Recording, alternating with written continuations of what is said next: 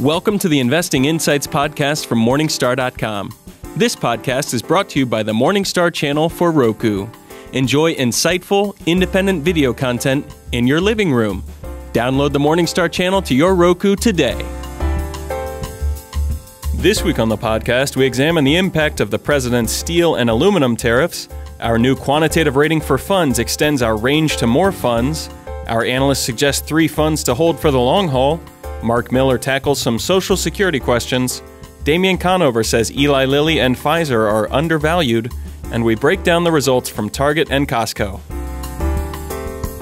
So let's get started. Here's Keith Schoonmaker with our analysis on the steel and aluminum tariffs. U.S. President Donald Trump recently shook up global financial markets by announcing plans to enact import tariffs of 25% on steel and 10% on aluminum. The exact form these tariffs take remains unclear, but we expect some additional information later today.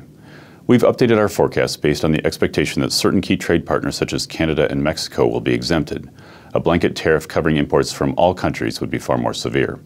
The consequences for U.S. and metal users, while significant in the aggregate, are far more diffuse, touching industries from aerospace to aluminum cans.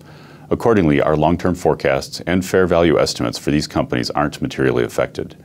However, harmful second-order effects, including retaliation by U.S. trade partners, are possible, but we have not assumed major moves in our base case forecasts. We've raised our fair value estimates for U.S. steelmakers as the proposed tariffs increase our forecasted spread between U.S. steel prices and world steel prices. Combined with operating leverage from greater production volumes, U.S. steelmakers are likely to generate higher margins than we previously anticipated.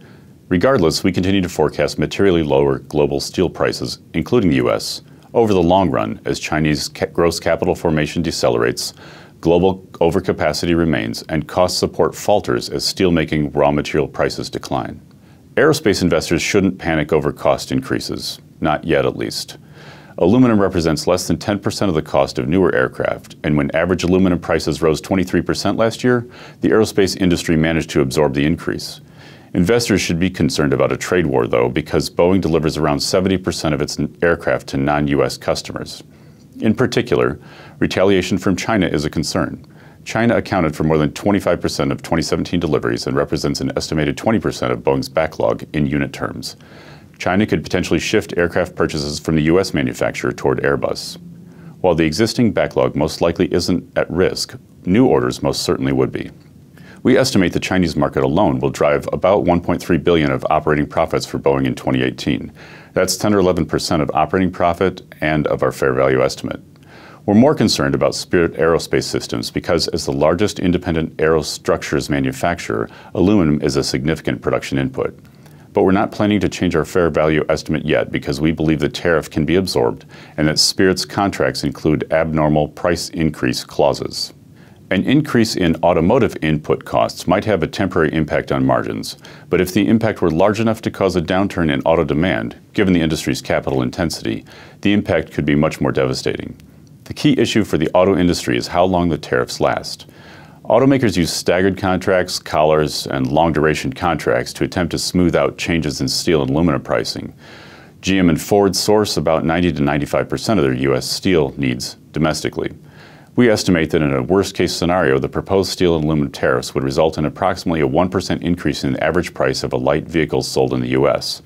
However, the average transaction price of a U.S. light vehicle has grown at an annualized rate of roughly 2% since 2012, so we believe the impact of tariffs on U.S. light vehicle demand will be minimal absent a trade war. We estimate that heavy equipment firms like Caterpillar and John Deere will be exposed to rising steel prices, which account for around 10% of their operating expenses. Moreover, companies in our coverage list operate without hedges and thus are exposed to steel price fluctuations. We view it as unlikely these firms can materially pass along their increased raw material costs to customers because foreign competitors stand ready to take advantage. If we assume 2 years of tariffs impacts and an inability for the manufacturers to pass along the increased steel prices along to customers, we expect op margins to decline over 200 basis points, resulting in fair value estimate declines of less than 5%. In sum, we view U.S. steelmakers as beneficiaries of the tariffs and Boeing as perhaps the firm with the greatest risk resulting from this action. Overwhelmed by the market? Morningstar Premium will help you cut through the noise and find the most promising investments. Get started today with Morningstar Premium. Now, Lee Davidson explains our new quantitative rating for funds. For Morningstar, I'm Jeremy Glazer. We're launching the Morningstar Quantitative Rating for Funds. I'm joined today by Lee Davidson. He leads our Morningstar's quantitative research group to look at why we've launched this and how investors can use it. Lee, thanks for joining me. Thanks for having me. I guess the first question is really why we're launching this quantitative rating for funds. How is this different than, say, the STAR rating, which also uses quantitative data? Yeah, absolutely. So about 5 years ago, 6 years ago, we launched the Morningstar Analyst Rating for Funds, which is actually probably the most important thing to understand this quantitative rating system. The Morningstar Analyst Rating covers about 1,700 funds in the United States and Canada. It's forward-looking, which is different than the STAR rating, which tends to be backward-looking. And it really puts our analysts' best foot forward from an analytical perspective about what funds we think are going to perform the best. The Morningstar Quantitative Rating for Funds is a complement, kind of a megaphone or an amplifier on that Morningstar Analyst Rating system. And it covers all of the funds that our Morningstar Analyst Rating system does not cover. It's in a similar, forward-looking, philosophically analogous fashion. How does this work? What inputs are going into this model? So we got a whole bunch of inputs going into this model. It's rooted in artificial intelligence. So what we're really trying to do is trying to understand the decision-making processes that our analysts go through. We believe that our analysts have a repeatable process. We train people in that process when they come in the door. It's rooted in data. It's rooted in rigor. And because of that, because it's data-driven, our analyst rating process is, we can look at the data that are about the funds that analysts cover and the decisions that our analysts have made and draw that connection using machine learning techniques, which is what we did with the quantitative rating. So what that allows us to do is take a fund we've never covered before, look at the data about that fund, and provide a prediction or an estimate or a guess, very educated guess, about what an analyst might do if they were to pick up coverage on that fund. And that prediction becomes the quantitative rating. What's some of that data that the machine is looking at? We're looking at fees, manager tenure, performance, firm success, firm fees. We're looking at a whole bunch of different data points that kind of correspond to the 5 pillars of the Morningstar methodology: parent, process, people, performance, and price. When this is all said and done, what comes out? What is the output of this model? It's going to be a rating on the same scale that we're used to seeing from the analysts: gold, silver, bronze, which are our recommended class of ratings; neutral, which are the ones we think will probably perform in line with the market or with the category; and negative, those we think that are kind of going to be impaired or potentially have a flaw. So those 5 ratings will be the same ratings that our quantitative rating system uses, but they'll have a superscript Q to denote that it was arrived algorithmically. How should investors use this then? You said those are the recommended ones. Is this kind of the start of a research process? What's the best way to think about that? I think investors are probably best to use this in the same way they use the analyst rating. It's a summary expression of our conviction and the likelihood that a fund's going to beat its peers on a full market cycle. Certainly, we don't have an analyst looking at these funds. It's an expectation. So we definitely advise folks to use this with caution and incorporate other information into their investment decision-making process. But as a starting point, and a lot of the tests that we've done, it's been very efficacious. Lee, thanks for being here today. Thank you. For Morningstar, I'm Jeremy Glazer. Thanks for watching. Can your portfolio weather the market? Use our premium portfolio tools to identify risks and streamline your holdings. Get started today with Morningstar Premium. Next up, our analysts share 3 funds you can hold forever. Hi, I'm Christine Benz for Morningstar.com. Warren Buffett famously said that his ideal holding period is forever, and those are good words for mutual fund investors to live by too.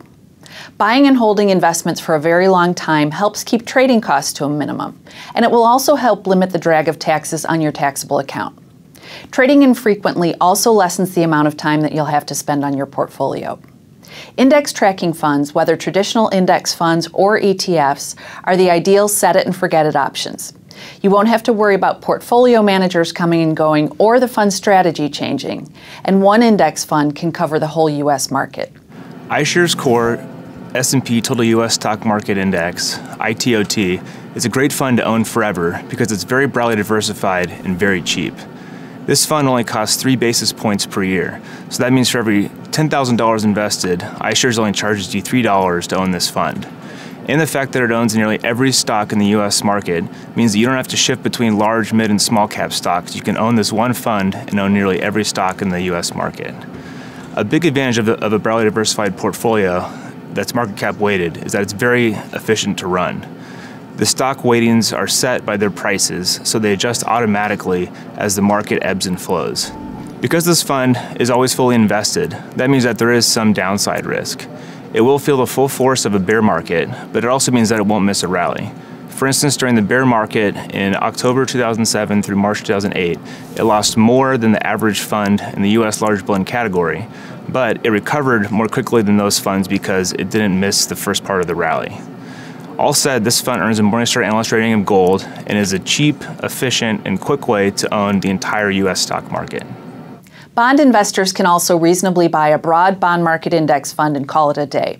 Though funds that are focused on the Bloomberg Barclays Aggregate Index do have a big emphasis on government bonds. Actively managed bond funds with sensible strategies and stable management situations can work well as hold forever funds too. Dodge & Cox Income makes a great core long-term bond holding. The fund stands out for a number of strengths. First of all, it has a stable and experienced management team. Because there's a team-based approach here, it makes manager turnover less likely, and when it does happen, it's less problematic. Investors don't have to rethink their choices. Parent here is an exemplary one. Managers invest alongside shareholders, which is wonderful. The team takes a long-term value-based approach, tends to favor corporate bonds, and they are willing to take risks, sometimes investing in controversial or downtrodden parts of the market when they think investors are getting paid. That said, they'll also take risk off the table when they think the valuations are not compelling, which is something we really like about them. The fund has great long-term returns. It can take a little bit of patience through riskier credit markets, but overall, investors have been served very well here. And low expenses just sweeten the pot. All-in-one funds that bundle together stocks and bonds can be ideal options for hands-off investors with long holding periods. The key to selecting such a fund is ensuring that the firm running it is skillful at managing both stock and bond investments. Vanguard Wellington is a balanced fund whose origins predate the Great Depression. It has a mix of 65% equities and roughly 35% bonds. And it's got a large cap-oriented portfolio rooted in dividend-paying stocks. It's relatively conservative. It's been a very effective fund for the long term. It's beaten the S&P 500 over the past 20 years through January 2018. And over its entire lifespan, dating back to 1929, it's turned an original investment of $10,000 into more than $11.5 million. Named for the Duke of Wellington, who minimized his own losses in warfare and overcame numerically superior foes, the fund has had a similar approach throughout its long life and has rewarded investors, and it's one to keep for the long term. Watch all the Morningstar content you love from your living room. Download the Morningstar Roku channel and get up-to-date independent insights on today's markets. Be comfortable. Be informed. Now Mark Miller answers top Social Security questions. Hi, I'm Christine Benz from Morningstar.com. Morningstar.com contributor Mark Miller focuses on Social Security for us, and he gets lots of questions about the program. He's here with me today to tackle some of the most common ones that he receives. Mark, thank you so much for being here. My pleasure, Christine. Mark, you always do receive an avalanche of comments and questions whenever you talk about Social Security. Absolutely. So we wanted to talk about some of the ones that you receive the most frequently. Let's start with the question about whether people should follow the wisdom to delay Social Security filing at least until their full retirement age or maybe even after. A question that I receive a lot, and I know you do too, is why not just file early or maybe full retirement age and then invest the money? Right. Isn't that a better strategy? Well, Let's talk about that. I guess one thing I'd say about that is that's the good problem to have, is if you can actually afford to bank your Social Security and invest it. The reality is the lion's share of retirees can't do that. Most people live on Social Security. So the idea of that as generalized advice just doesn't hold up. Good point. Now, I suppose if you wanted to take it early and invest it and you don't need the money for anything else, you might come out ahead on that. The way I would look at it is, every year of delay is roughly an 8% increase in the amount of benefit you'll receive monthly for the rest of your life. 8% a year up until age 70. So that's the number to beat. And I think... And it's guaranteed, by the way. That return is guaranteed. That's where I was going. Yeah. You got to beat that number with a risk-free investment, in my view. Show it to me. Right. Yields are going up, but not that high yet. If somebody's got that, I would like to know about it, Right. personally. Me too. Let's go on to the next question, which is, what is the break-even rate? So, for example, if you tell me that I should delay filing to age 70, how long do I have to live beyond that to make that the better decision versus claiming early or maybe claiming at my full retirement age? So I'll answer that question only if you let me first say why I hate the question. Okay. Which is this. Social Security is social insurance. It's insuring against a risk. The risk is lost income. And especially that risk increases with age. And so if you think about longevity risk, kind of a hot topic out there right now, even relatively affluent households can exhaust their savings when they live to very advanced ages, especially women. So you picture somebody in their 90s, savings are all gone. A maximized Social Security benefit with inflation protection, by the way, because that's built in, is highly valuable. That lifetime benefit. Right. So rather than thinking about it from this break-even standpoint, I prefer to think about it as longevity insurance. And that's, I think, a better approach in many cases. Now, you always have to caveat it and say, if you're in poor health, you really desperately need the money, sure, go ahead and file for your benefits. So setting aside that you think it's not such a great question to think about break-even rates, people still want to know what are the break-even rates if they file at, say, full retirement age and then file maybe until age 70. So delaying from 62, the earliest age, to 66, your break-even age is roughly 78. Okay. Delaying from 66 to 70, the last year that would make any sense to delay, the break-even age is going to be 84 or 85. Depending on a lot of factors that we don't have time to get into. Okay, so you want to think a little bit about your own longevity, especially if you are planning to delay until age 70. Yes, but and for couples, we've talked about this many times here too. You should have a couples approach to planning, and there's a whole set of strategies that can be employed there with once people do reach full retirement age with a delayed claim for the higher earning spouse in order to bring up the lifetime earnings of the couple and particularly the woman who's likely to outlive the man. So ideally couples should harmonize their... So I think about that rather than break-even points. Okay.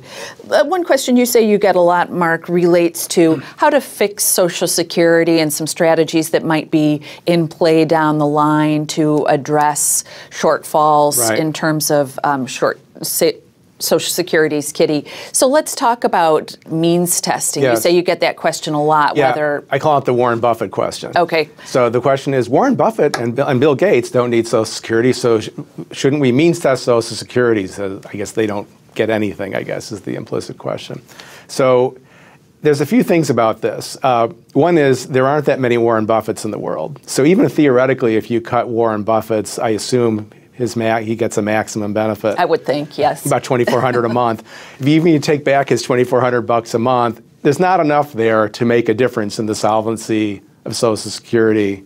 It's a gigantic system. There just aren't enough mega billionaires to make that difference. So it's a way of arguing something with an extreme that the math doesn't play out. More to the point, sure, he doesn't need it, but many people who do have significant assets will need it. For the reasons we were discussing. Longevity, exhaustion of assets. And then third, a thing that people don't understand is Social Security really already has some means testing built into it. It's done two ways. One is through the taxation formula, which takes back some benefit for higher income seniors. But the other thing is that Social Security, the way it pays benefits out uses a bracketed approach. It's almost like an upside down income tax bracket. They're called, the technical term for it is bend points.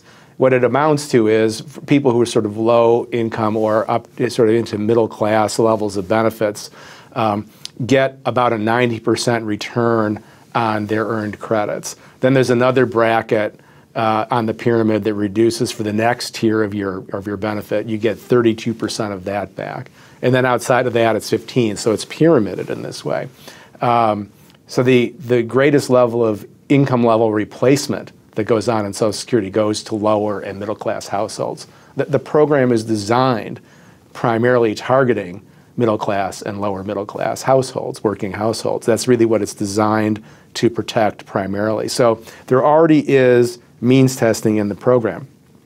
There are two other things about means testing that concern me. One is I think as soon as you start talking about doing more means testing, you're on a slippery slope away from our conception of Social Security as a universal earned benefit program. Something that we all get. We all get and we all pay into. Right. And it starts sounding more like welfare. Well, who needs it as opposed to who earned it? I think it's a really slippery slope. I also don't know practically how you would really do further means testing with Social Security. If you think about programs that are means tested now, food stamps, for example, or supplemental Social Security income, SSI, there is a means test, and you have to go through a rigorous process of proving that you need. How exactly do you do that with Social Security? Are we going to look at seniors' income? Well, income goes way down in retirement. Are we looking at assets? If you're going to look at assets, what are we going to all do? Start submitting our tax returns for somebody at Social Security to review? A program that already is struggling under a decade of budget cuts, staff shortages. It'd just be a logistical nightmare. Not to mention an incursion into people's privacy. Yeah. So if you want to means test Social Security, think about submitting your tax returns when you file for your benefit. Right now, you can go on SSA.gov and file for your benefits. It takes maybe a half an hour, and that's all there is to it. So, I think it's a lot of noise about something that doesn't make a whole lot of policy sense. It's not something that's going to rescue the program. And I think there are all kinds of reasons not to do it. And there are a host of other solutions that could be considered to help address the shortfall. Indeed. Okay, Mark. Always great to hear your insights. Thank you so much for being here. Thank you. Thanks for watching. I'm Christine Benz for Morningstar.com. Go from one investment analyst to 150. Sign up today for Morningstar Premium and let our independent and unbiased research staff help you find the best investments. Get started today with Morningstar Premium. Next, we offer 2 undervalued names in pharmaceuticals.